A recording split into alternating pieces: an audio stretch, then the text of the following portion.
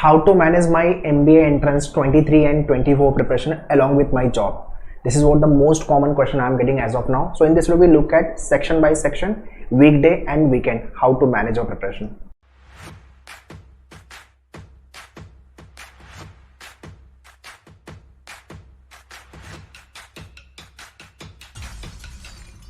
Alright, so before I proceed, in case you are watching this video on मेनू और MBA entrance channel, इसको subscribe कर लो. यहाँ पे MBA specific videos आपको मिलेंगे. बट अगर आप ये वीडियो मेनू और एजुकेशन चैनल पे देख रहे हो, सो लिंक मैंने डिस्क्रिप्शन में दिया है मेनू और MBA एंट्रेंस का. Go and subscribe it.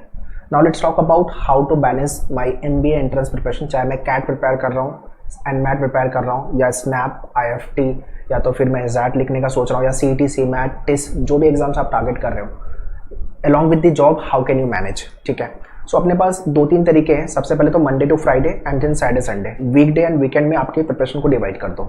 Daily basis पे आप मुझे कमेंट में बताओ कि आप कितने आवर्स दे सकते हो पढ़ाई को लेके. वीकडे में आप कितने आवर दे सकते हो और वीकेंड में कितने आवर दे सकते हो, वो मुझे कमेंट में लिख के बताओ. ठीक है, सो नेक्स्ट वीडियो जो मेरा होगा वो उसको लेके वापस से एक अलग पार्ट में बना दूंगा.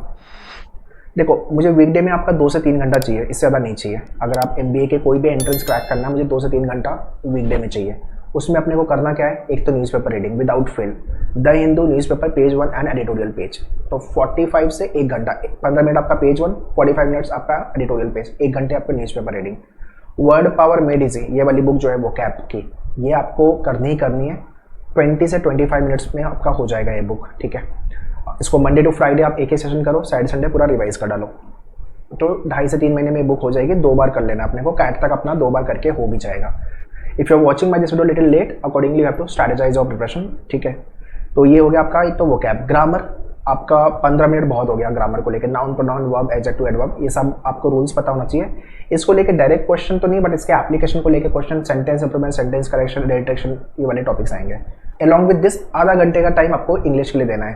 तो 15 मिनट आपका ग्रामर, 20-25 मिनट्स आपका वोकैब और 1 घंटा आपका इंग्लिश का पार्ट हो गया, मतलब न्यूज़पेपर रीडिंग हो गया आपका. तो रफली ये हो गया आपके 1.25 घंटे के आसपास. ठीक है, और उसके बाद आधा घंटा आप दे रहे हो इंग्लिश को लेकर के, तो 2 घंटे, 2.5 घंटे, तो 2.5 घंटे के आसपास आपका ये हो रहा है. आधे घंटे जो बच रहे हैं उसमें आपको लॉजिक और कॉन्ट, ये ऐसे सेक्शन है जहाँ पे आपको लॉन्ग सिटिंग लगेगी प्रैक्टिस को लेकर, स्पेशली कॉन्ट को लेकर के. तो आपको ये वीकेंड्स पे रखना है.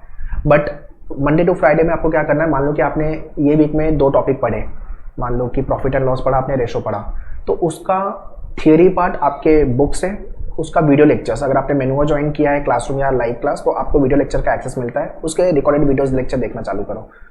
तो होगा क्या कि मंडे टू फ्राइडे के बीच में आपका कंसेप्ट उस टॉपिक को लेकर क्लियर है. यू नो कि इजी लेवल के क्वेश्चन कौन कौन से हैं, और 4-5 इजी लेवल वाले क्वेश्चन आपने सॉल्व भी कर डाले हैं, मतलब बुक से. सैटरडे संडे आप क्या करोगे, आपको बेसिक से चालू नहीं करना वो टॉपिक. आपने बेसिक ऑलरेडी वीकडे में क्लियर कर लिया है. अब आपको वीकेंड में फोड़ना है, क्वेश्चन सॉल्व करने हैं. एक क्वेश्चन को लेके आप 2-3 मिनट या मैक्सिमम 5 मिनट का टाइम दो. अगर क्वेश्चन नहीं बन रहा है, बुक के पीछे सोल्यूशन दिया हुआ है, go and see the solution, फिर सॉल्व करो. मैक्सिमम देना तो 10 मिनट दो, इससे ज़्यादा मत देना. एक क्वेश्चन को लेकर आधे घंटे तक नहीं बैठना. तो अगर आपको 40-50 क्वेश्चन सॉल्व करना है, मैनुअल के बुक में 50 क्वेश्चन दिया है, अगर आपने कैट लिखने वाले हो तो पूरे 50 के 50 सॉल्व करो. बट अगर आपको नॉन कैट के एग्जाम्स लिखने हैं तो first 35 question more than sufficient. तो 30 क्वेश्चन करने में 5 मिनट के हिसाब से 2 से 3 घंटा. 3 घंटा बहुत हो गया. 3 घंटे में आपका एक टॉपिक खत्म हो गया. उसके बाद उठाओ दूसरा टॉपिक, वो कवर करो. तो वीकेंड में आप क्या कर रहे हो, आप प्रैक्टिस कर रहे हो.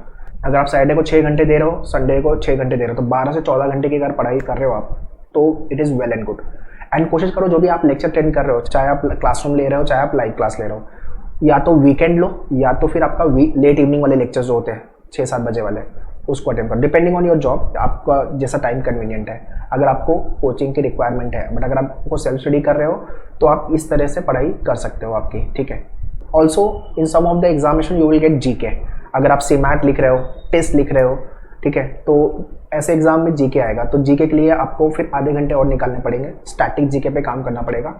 आपके मेनू के डैशबोर्ड पे हैंडआउट्स वीडियो सारे हैं, स्टार्ट कर दो. स्टैटिक को लेकर पहले वीडियो देखो, फिर हैंडआउट्स. करंट अफेयर्स को लेकर पहले हैंडआउट्स एंड देन वीडियोस.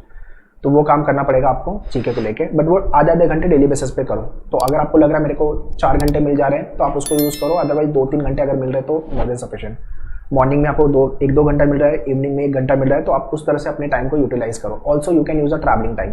कुछ लोग का ट्रैवलिंग टाइम में नहीं हो पाता, कुछ लोग का हो पाता है. तो आपके कन्वीनियंट के हिसाब से आप रिवाइज कर सकते हो, वर्ड पावर मेड इजी कर सकते हो, या GK का हैंडआउट डाउनलोड करके उसको रिवाइज कर सकते हो। ऐसे आप ट्रैवलिंग टाइम को यूज़ कर सकते हो, ठीक है। तो ओवरऑल जो सेक्शंस है, हमारा एक सेक्शन तो एटलीस्ट अच्छा होता है, या तो बहुत अच्छा होता है, या तो फिर एटलीस्ट हमें पता होता है ये हमें आ जाएगा, हमें इस पर ज़्यादा एफर्ट नहीं डालना।